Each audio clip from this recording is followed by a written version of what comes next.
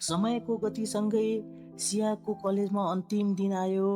आकाश बिहानदेखि नै बादलले ढाकेको थियो। पुरै दिन आयान चुपचाप रह्यो। उसलाई लागिरहेको थियो आजपछि सबै कुरा बदलिनेछ। कलेज छुट्ने बेलामा ठुलो वर्षा सुरु भयो। सबै विद्यार्थीहरू हतार हतार घर फर्किन थाले।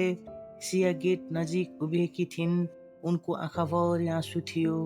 आयान बिस्तारै उनको अगाडि पुग्यो। सिया, तिमी गएपछि यो कलेज धेरै खाली लाग्नेछ, उसले बिस्तारै भन्यो।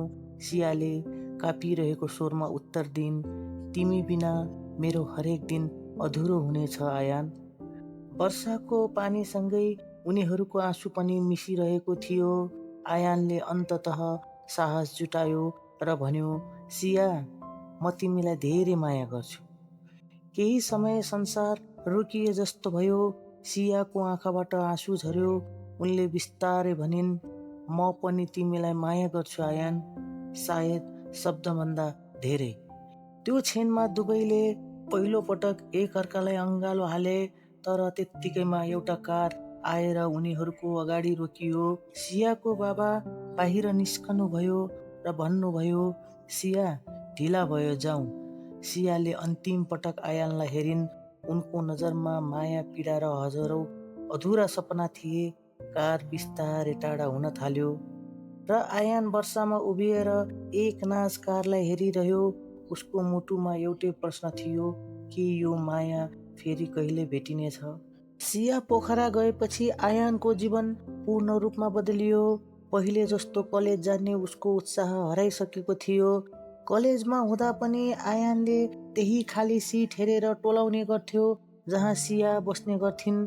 त्यो सिट अहिले पनि त्यस्तै थियो, तर त्यसमा बस्ने सिया टाढा गइसकेको थिइन्। टिफिन बेलामा साथीहरू हाँसिरहेका हुन्थे, तर आयान चुपचाप मोबाइलमा सियाको फोटो हेरेर बसिरहन्थ्यो। एक दिन उसले सियाबाट आएको भोइस मेसेज फेरि एकपटक सुन्यो। तिमी उदास हुँदा मलाई राम्रो लाग्दैन है आयान। त्यो मेसेज सुन्ने बित्तिकै उसको आँखाभरि आँसु आयो।